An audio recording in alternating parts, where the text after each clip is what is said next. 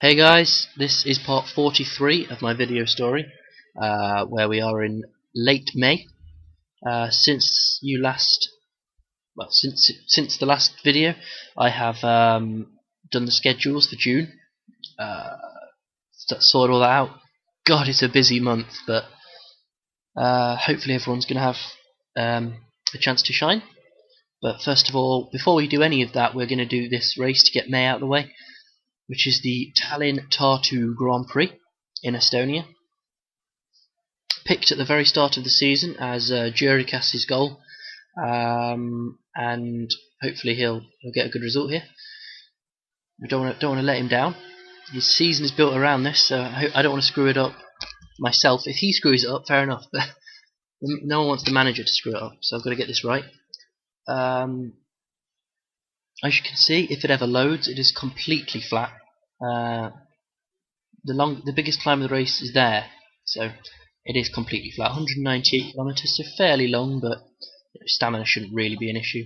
Jurikas is peaking. His stamina isn't great, is it? 65, it's okay. Obviously, he's got Gombak to help him. Any other day, Gombak is pretty much our best sprinter, but today he's going to help Jurikas. Everybody else is riding for him. Bakili's here is a climber, but yeah, he's decent on the flat. Everyone that you see here is a teammate today. If the field, it is a 0.1 race, so if the field is quite strong, we might put someone in the break, but I doubt it. Maybe. We'll see. But by and large, everyone's working for Jurikas today. If it doesn't work, it doesn't work. It's not the end of the world. It might be for Juku, but it's not like I'll regret not working for Gombak. Gombak has plenty of chances himself, so no problem working for Jurikas today. And yeah, it is what it is. It's just a race that nobody really cares about apart from Jurikas, and that's important. We must keep all our riders happy. So yeah, let's do it. We've got plenty of strong riders here. So I'll see you in the race. As I say, it should be very boring, so I'll probably come back just for the sprint. Right, we have 4 kilometers to go here. Breakaway still hasn't been caught because they're still able to go ridiculously fast. Deepaveen has decided he wants to leave our train behind, mainly because our trains get completely blocked. I don't know what is going on here. I really don't.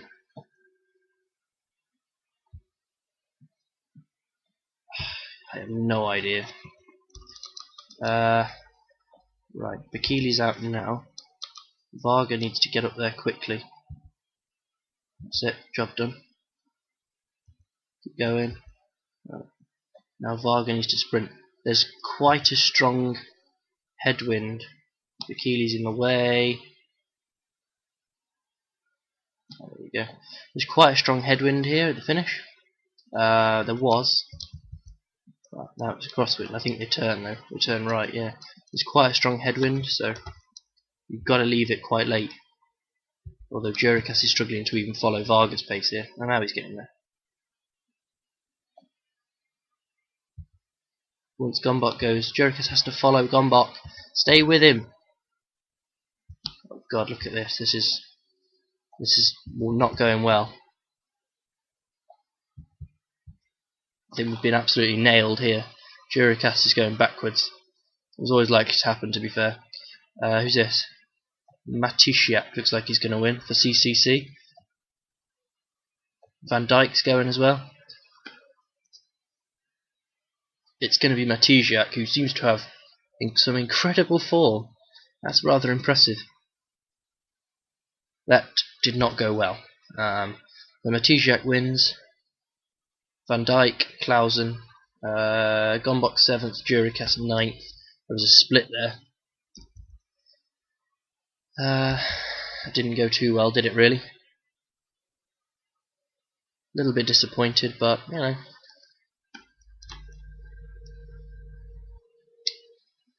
Never mind. It was quite confusing how even Gombak went backwards, because obviously he's a very quick sprinter. I don't understand how Matishiak was able to go that fast in a headwind. for a kilometre, but never mind. So yeah, Gombak 7th, Juricas 9th. That split that was clearly there wasn't counted. Varga 22nd, Deeperveen 45th, De Vries 49th, Bikili 56th, Bakker 59th, and Mujagic 73rd. Why the hell was Adrien Petit? Strange. I thought he was 28th. What a ride! Cofidis excelled themselves there. The overall favourite, and he was nowhere. Well, it was quite a crazy sprint because we caught the breakaway too late, so people got blocked, I would imagine. So yeah, not too bad. I mean, tried to get Juricas up there, but I don't think he's strong enough at the moment. He is a young rider. I don't think he's particularly strong at the moment, but yeah, the problem there was Gombak, not Juricas. Gombak just didn't accelerate. But never mind. 7th, not bad, and that's the end of May. Right, so here we are in the month of June, and I'll try and go through the results as quickly as possible here, and the rankings and that. So the Tartu Grand Prix, which was yesterday, another race in Estonia, was won by Napolitano. We could have done that race as well, but I decided not to with the heavy June schedule we had. I thought it was best to have a bit of a rest day there. Two races in 2 days is always difficult. Grand Prix de Plumelec was won by Duran. Solo win. The Bayern Rundfahrt was won by Omar Frail, obviously, just ahead of Voss. Pretty close race. Tour of Belgium was won by Hausler, Godin and Hiselink just behind. And Postraff, yes.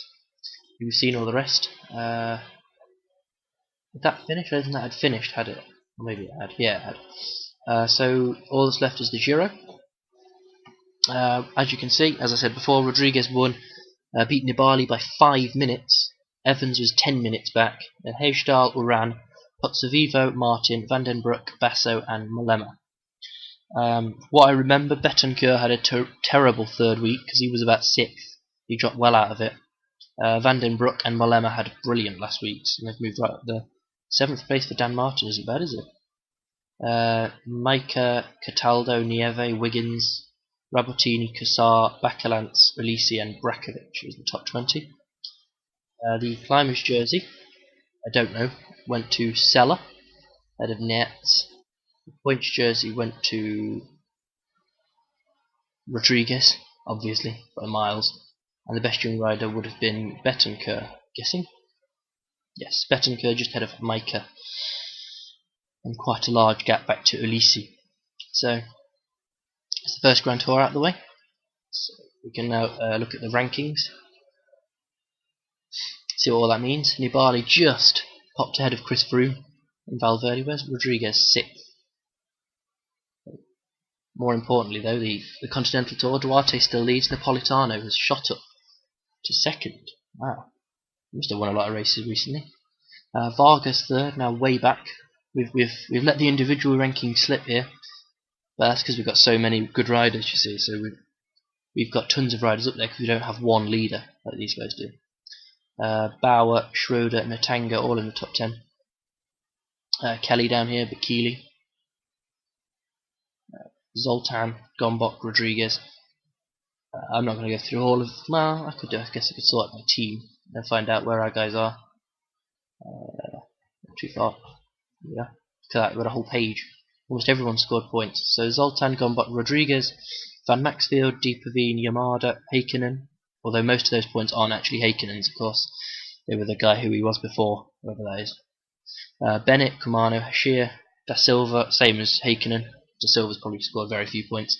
Meek, Juricas, Bakker, Cassidy, Bertels, Gibson, Van der Vaal, De Vries, Mujagic, Douglas, St. Ledger, Schroeder. 2, 3, 4, 5, 6, 7, 8, 9, 10, 11, 12, 13, 29 of our riders have scored points. No prizes for guessing who hasn't. Poor old Mike Smith. But I'm sure he'll get some points somewhere. So CQ, our best rider is Schroeder, 33rd, and then Varga 38th. Victories, No real change at the top, although Napolitano's joined Froome and Giraud on 8, Zoltan Salah best on 7, and then Natanga on 6, Bauer on 5. Team Sky ahead of Katusha. Euskaltel and Lamprey are struggling at this point, way off the rest of the World Tour teams. Continental Tour, we're leading by 1,100 points nearly. From Colombia, Cofidis, Accent, Europcar, Caja Rural and Netat. What the hell's that? Strange. An invisible team there. CQ, we're now down to 7th. As I said, we'll gradually lose ground. We'll probably finish somewhere around 25th, I would imagine. We could end up as the top non-World Tour team, though, I guess. But, you know, Europcar are only 200 behind us, and they will do Grand Tours, so we'll struggle to finish in the top 25, but you never know. At the moment, it's Europcar and Colombia that will be promoted. So we shall see. Victories, not really progressed too far since the last one, just 2 more victories. Kelly, obviously, that was staged in the overall in the Ampos, so that was that. Actually, guys, I just noticed when I was going through the rankings that our highest placed rider in the CQ, Christian Schroeder, only has 2 points in the continental ranking, which I don't really understand. I'm guessing that's some sort of bug, or I don't know. It's quite strange because he's got, as I say, he was our highest ranked in this ranking. He's got 447 points there, and then he's got 2 points here. So I don't know how the points work, obviously, but he won the Tour de Haute Var, which is definitely worth more than 2 points. So that's some sort of weird bug type thing going on. Oh no, there's Schroeder. What the hell? Why is there 2 Christian Schroeders? Well, that's just a disaster. That is. Anyway, it's probably something to do with you know, constantly editing the database, but I don't think there's any problems with it. Quite strange. So yeah, never mind. So let's get on to the schedule now. As I say, there wouldn't be much racing in this video. It's unfortunate, but you know, due to go through things. So we've got a few one-day races: the Memorial Philippe Van Coningsloo, the GP du Canton d'Argovie, which is a sponsor goal. Sponsors want top 3, and then the Pro Race Berlin. At the same time, we have the Tour of Slovakia, which is 5 stages. There is a mountain stage in it, which is where the GC will inevitably be decided. And then we have 3 stage races at the same time. It's pretty hectic. The Tour de Beauce, the Tour de Slovenia, and the Route du Sud. So that's a lot of guys in action there. It's 23, I believe, because there's only 7 at the Tour of Slovenia. Them's the rules. And then we've got obviously tons of national championships. National championships coming out of our ears. If you're British, Canadian, Danish, Irish, Dutch, American, Belgian, German or French, you're in. It's a shame that you have to do some of these, because like the time trial, because some of the guys can't time trial at all, yet they have to do it. But we'll have to see if we can get any more national champions. Have a looking at the fitness of our guys. There's a few that could do well, but it depends on the route, of course. But we'll get to that later on in the month. So let's just quickly go through some of the riders that are doing the races.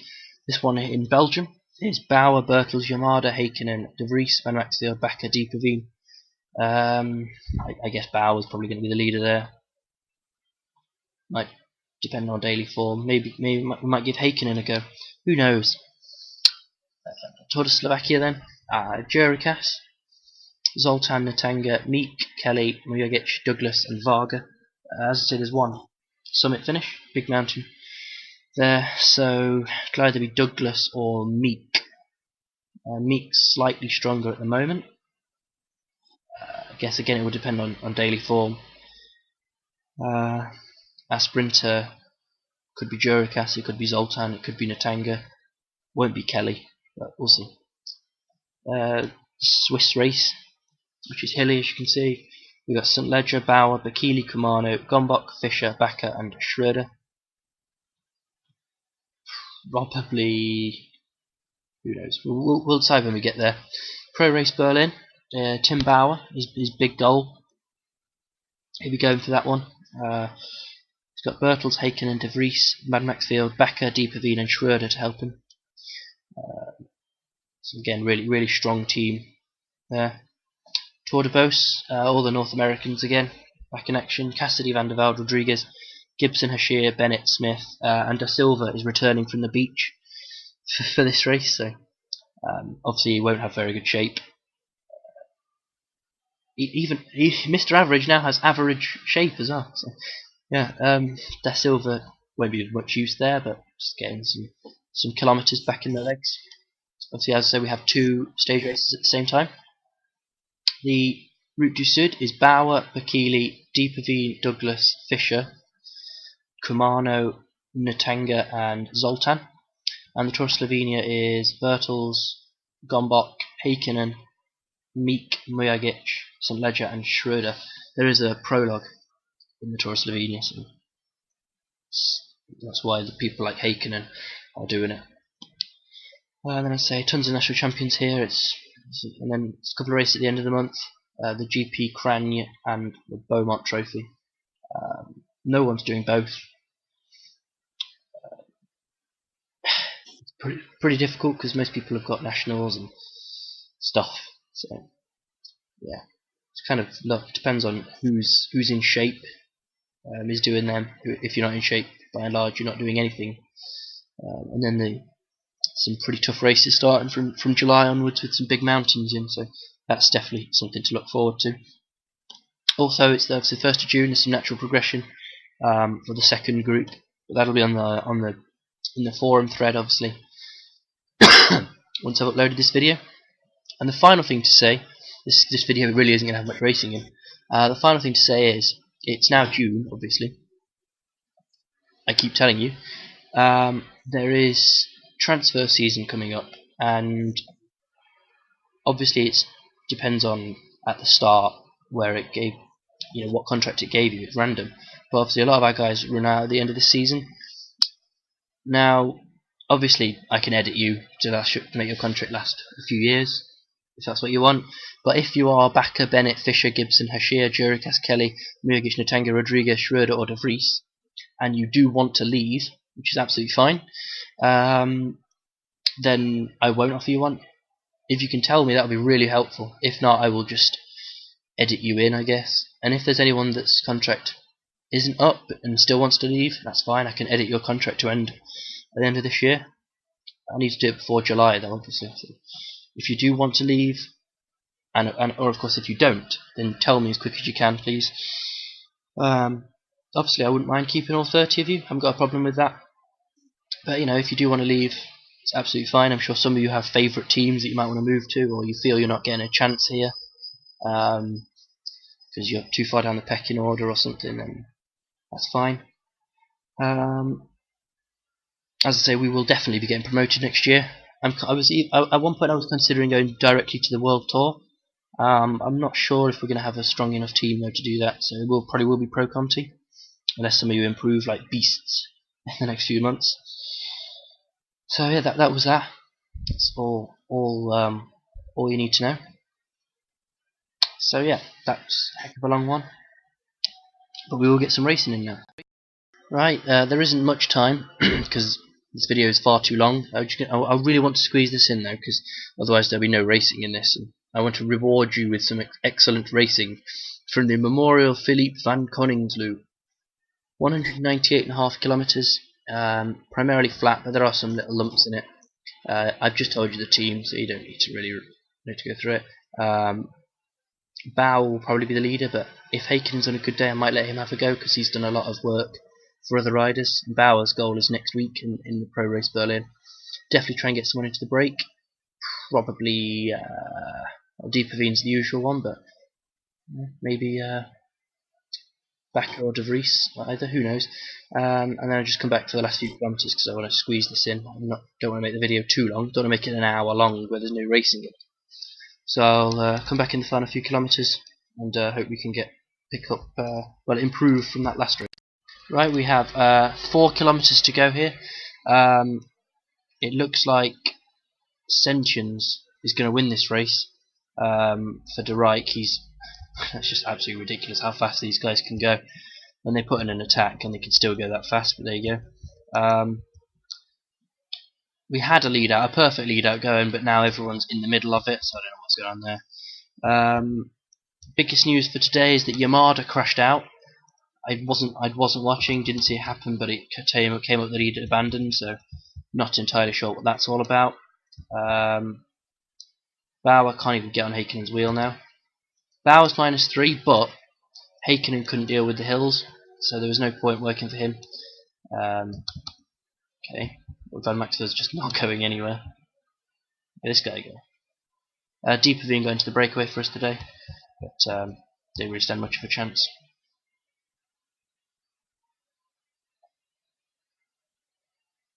Don't know what's going on here, not a clue what's going on. So, Sentiens is going to win, some sort of ridiculous solo attack. Then Candelario is going to get second. So guys are dead now. So there he is. Hurry up, we don't have the time for this. Come on. It's not even celebrating.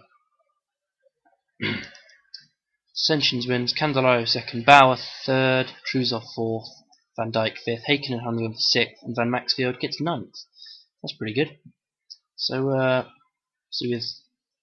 I'll just come back on the results screen. So Yamada's injury is fairly bad. I mean, he's fractured his thigh. Sounds incredibly painful to me, but he'll be back at the start of July. Although we could probably give him a doctor and make it end of June. The only good thing is he's not going to do any. He's not meant to do any of the races in June anyway.